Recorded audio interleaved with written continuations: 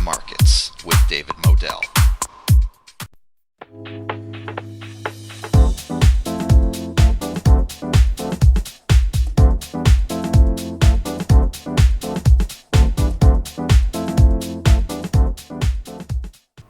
Welcome to Looking at the Markets with David Modell. Isn't it interesting how quickly things change? When Bitcoin was trading at around $3,200, analysts were telling people to sell. They were turning bearish. Now that Bitcoin has touched 5,600, suddenly they made a U-turn, all the analysts, and they're bullish. They're saying the bottom is well underway. I also find it interesting that Jamie Dimon, who has said negative things about Bitcoin, some of which I can't even repeat here, and the next thing you know, in February, they're putting out JPM coin and jumping on the bandwagon of the crypto revolution. And isn't it interesting that in February, at the time when they did that, when they announced that, suddenly Bitcoin, which was down, suddenly at that same time, the bottom's in and starts going up and up and up. Interesting. Is that a coincidence? I don't know. I'll let you decide that one. But I'll tell you what, I am bullish on the technology, on blockchain, on Bitcoin and Ethereum mining. I think it's a huge industry. I think it's just going to grow bigger and bigger and make more money for businesses and investors. I think it's going to build a lot of wealth for a lot of people.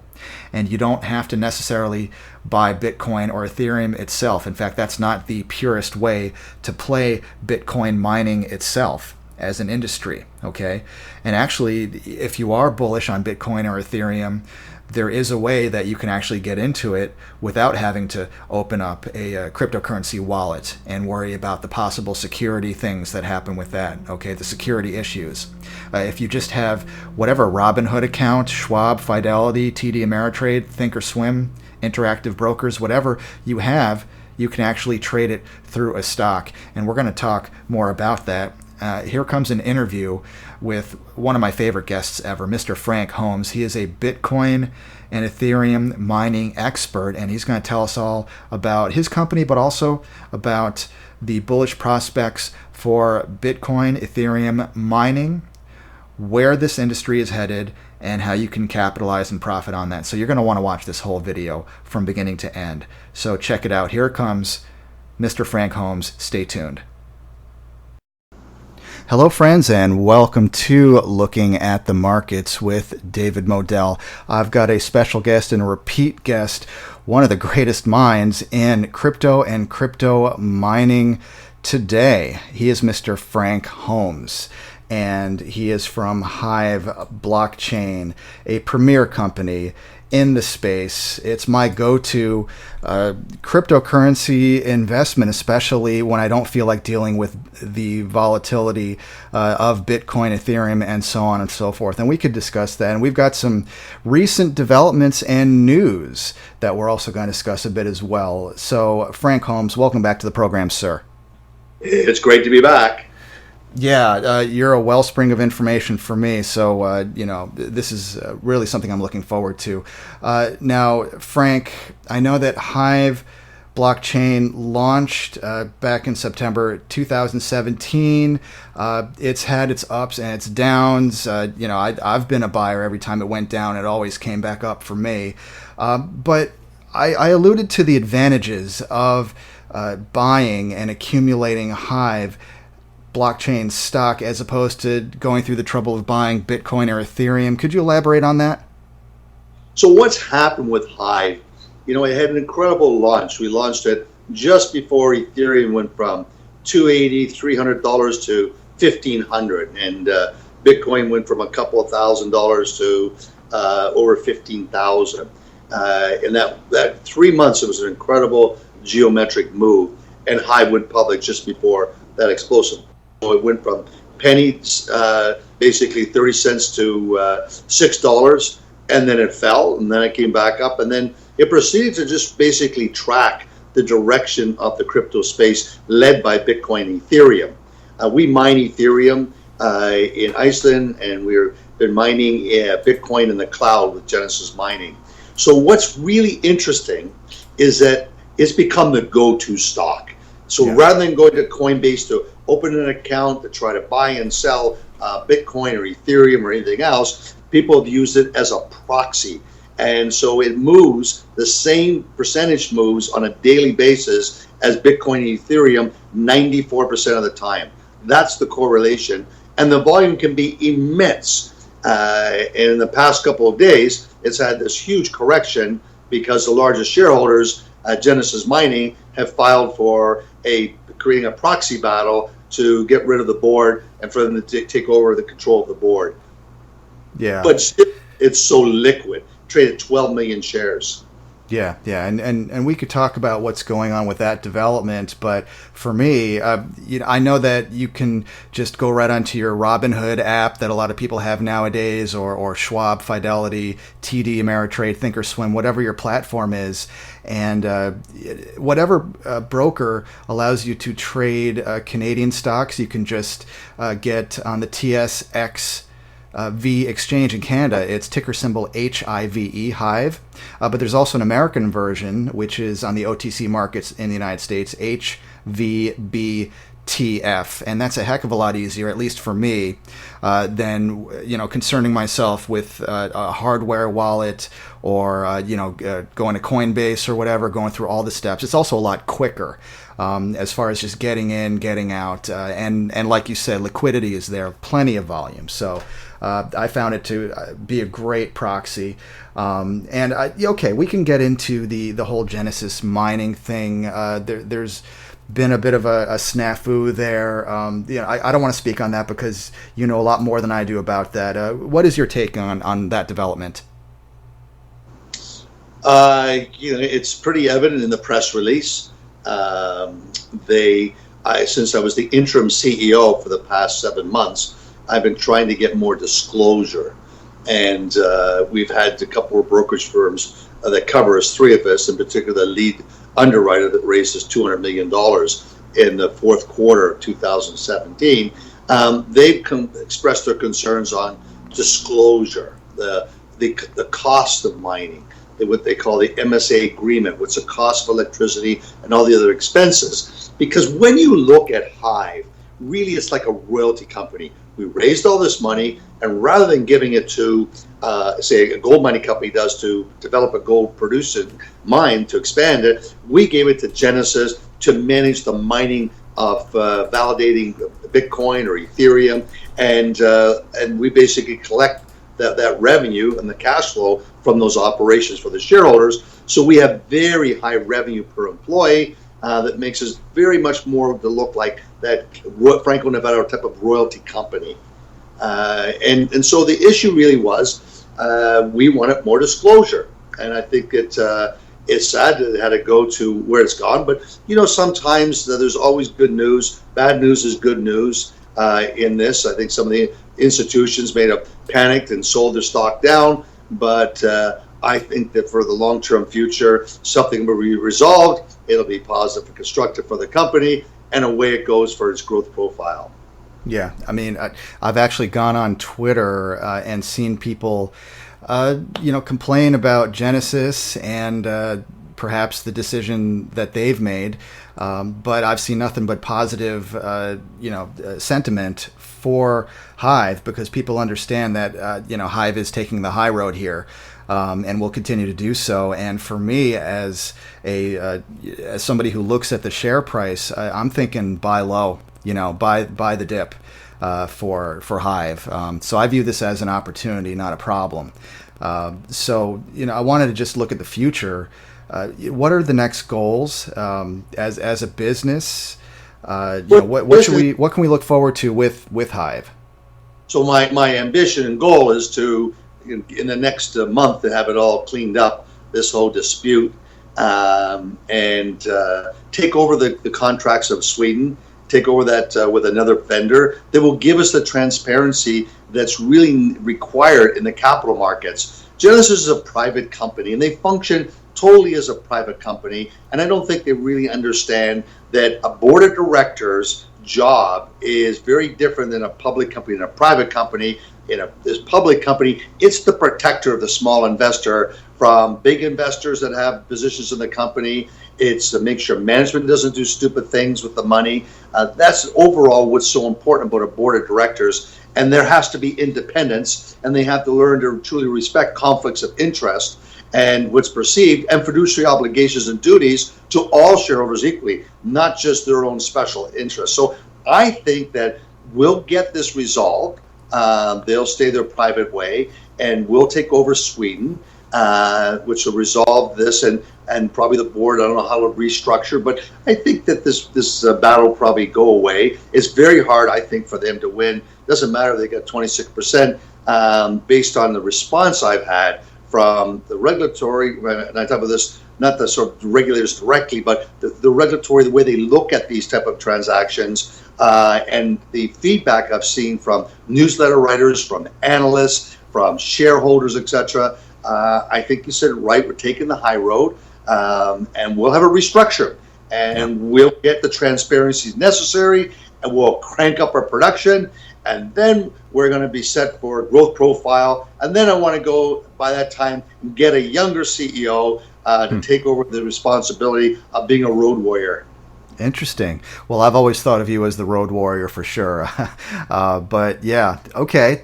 And there's nothing wrong with restructuring. There's nothing wrong with, again, for people who are not shareholders right now, you really ought to look at this. And again, if you're buying in the Canadian version, it is HIVE. And if you're in America, you can get it easily on the OTC markets, HVBTF. And I would like to direct people to hiveblockchain.com. They have an investor presentation, and also they explain in even further depth exactly what's going on with the company. So there's full transparency there. And I have no doubt that if necessary, you'll find someone else to perform those mining duties, perhaps even better than Genesis ever has. So I don't see any problems going forward at all. And I just wanted to ask, I know this is kind of a personal question, but do you have a position in the shares right now? Yes, I was a original seed shareholder, and I have a big position in the company. I think it was showing up as the third, fourth largest shareholder.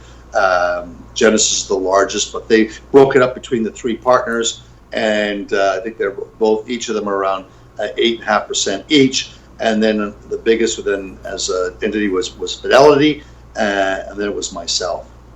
Yeah, and that's what they call insider ownership, which is always a good sign. That's something I look for. In fact, sometimes I'll actually go on the SEC website. If I see Mark Zuckerberg dumping shares of Facebook, I'll say, oh, that's a problem. Whereas when you have that inside ownership, the people working and making the company as great as it is, if they actually own shares, that is confidence, that is commitment, and that's something I like to see as a potential shareholder myself. Wow. So, just to complement that thought process for you, when I took on the job as the interim CEO, I took no salary, and that saved the money, for the company. And I've done this so that I've been through so many bear markets, and so many young millennials in the crypto space have never been these types of crashes. And so I had to put my hat on. I've seen it in the gold space, oil space, the stock market. I remember the crash of '87 when Toronto didn't open for 3 days, and Hong Kong didn't open for over a week. So I've been through them. I know what they're like. They're painful. You've got to bunker down. And so I did this on behalf of the shareholders. Yeah. Not even taking a salary at first. Again, that's what they call commitment. As for me, I'm bullish on the cryptos. Watching Bitcoin come from 3,200 per Bitcoin to 5,300, 55, now 56, touching 5,600 was not a surprise for me at all. I didn't call it to the number, to the digit, but I knew that the blockchain technology is the technology of today and tomorrow, and Hive is right there along with it. And what a great way, again, to trade and invest in it if you don't want to necessarily deal with the security issues of owning certain cryptocurrencies. Is there any topics that I missed out on, Mr. Holmes? Yeah, I think we are that go-to, and we will take, when we get this market turning, with our cash flow starts expanding, like with the cryptos running, we'll just keep redeploying that capital. What's really the big opportunity is these chips. So when we went out to expand and started getting in this business, those GPU chips and ASIC chips are for Bitcoin mining, and GPU are for Ethereum. They were over $2,000 a chip.